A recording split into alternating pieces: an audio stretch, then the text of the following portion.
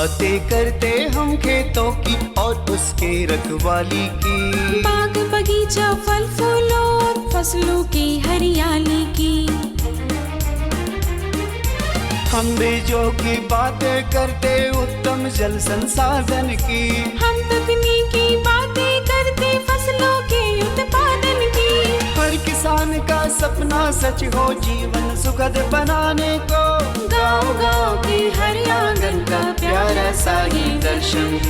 कृषि दर्शन, कृषि दर्शन, कृषि दर्शन, कृषि दर्शन, कृषि दर्शन, कृषि दर्शन, कृषि दर्शन, कृषि दर्शन।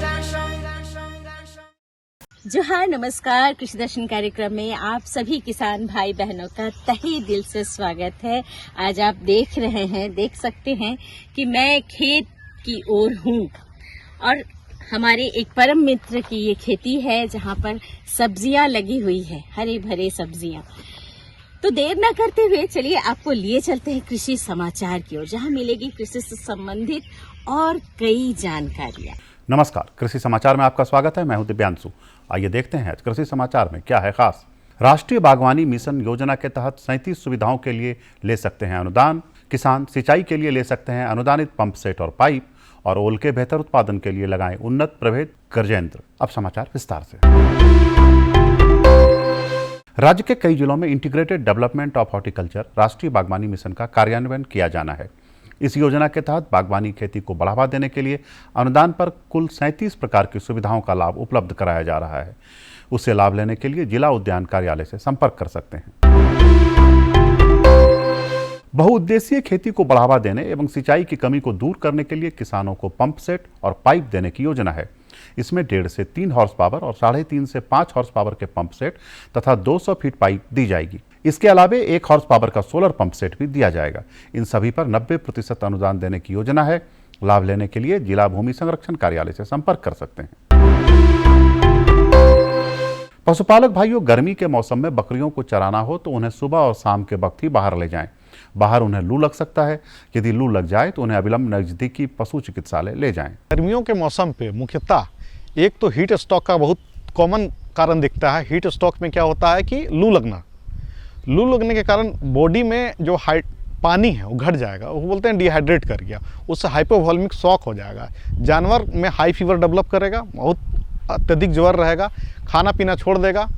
पानी पिलाने से अगर एक बार हीट स्ट्रोक लग गया तो आप लगातार पानी पिलाइएगा तो भी असर नहीं करेगा। अब उसका बचाव यही है कि नज़दीकी पशु चिकित्सालय में ले जा करके उनको डीएनएस और आरएल का लिक्विड आईवी इन्फ्यूजन, मतलब वेन में जब उनको दिया जाएगा कंटिन्यूअस सुबह शाम 3 दिन तक, डिपेंड करता है हाइड्रेशन कितना परसेंटेज है, 5% सुपर है कि 10% सुपर है। तो अगर इसको कंटिन्यूअस ट्रीटमेंट करते हैं तब जाकर बकरियों का बचाव हो पाता है।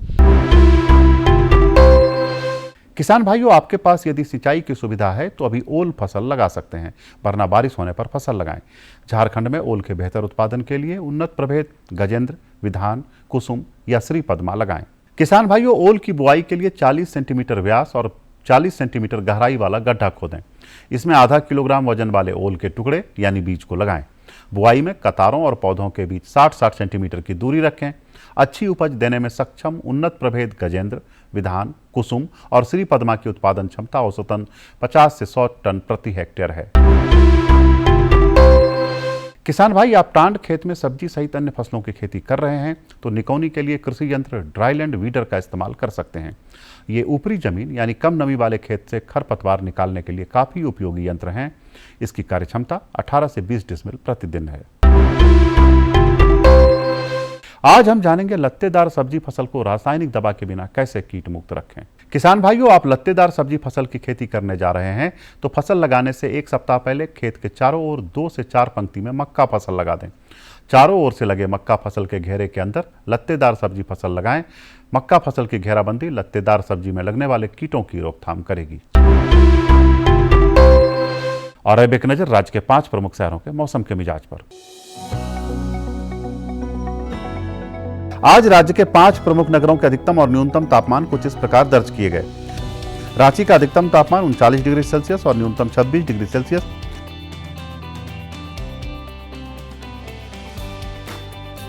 जमशेदपुर का अधिकतम तापमान 42 डिग्री सेल्सियस और न्यूनतम 28 डिग्री सेल्सियस।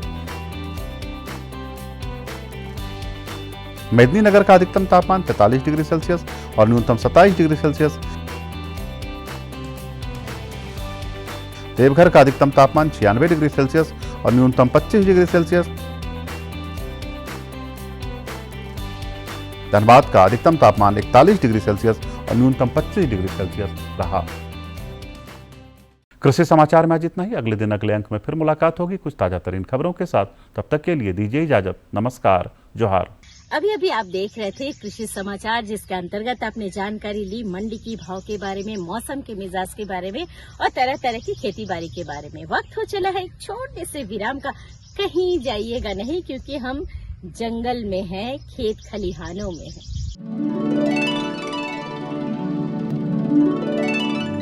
हमारे मेहनती किसान 6,000 रुपए की सम्मान राशि प्रतिवर्ष हस्तांतरित की जाती है। इस योजना के शुरू होने के बाद से 2 लाख करोड़ रुपए से ज्यादा सीधे किसानों के बैंक खातों में ट्रांसफर किए गए हैं। जब बीज लेने का समय होता है, जब खाद लेने का समय होता है, तो भी ये मदद किसान तक पहुंच जाती है। देश के 85% से अधिक छोटे किसानों के लिए ये बहुत बड़ा खर्च होता है। आज देश भर के किसान मुझे बताते हैं कि पीएम किसान निधि ने उनकी बहुत बड़ी चिंता को कम कर दिया है। किसान भाइयों बहनों को पंजीकरण के दौरान आने वाली समस्याओं व उनकी शंकाओं और शिकायतों के तुरंत प्रभावी समाधान के लिए एक हेल्पलाइन सेवा भी शुरू की है, जिसका हेल्पलाइन नंबर है 155-261। सदी की सबसे बड़ी महामारी के दौरान दी गई 1,60,000 करोड़ रुपए से अधिक की सम्मान राशि ने किसानों को बड़ी राहत पहुंचाई। महामारी के दौरान भी देश का कृषि उत्पादन शानदार रहा। किसानों के हितों के लिए समर्पित प्रधानमंत्री जी के इसी विजन के साथ पीएम किसान सम्मान निधि योजना द्वारा अब तक 11 करोड़ पात्र किसानों को 2,60,000 करोड़ रुपए से अधिक की धनराशि भेजी जा चुकी है। तरक्की और खुशहाली की रोशनी हर किसान, हर ग्रामीण युवा के चेहरे पर चमके और हमारे गांव देश विकास के अहम भागीदार बने। खेतों और खलिहानों के रास्ते तरक्की और खुशहाली की ओर बढ़ता ये नया भारत है।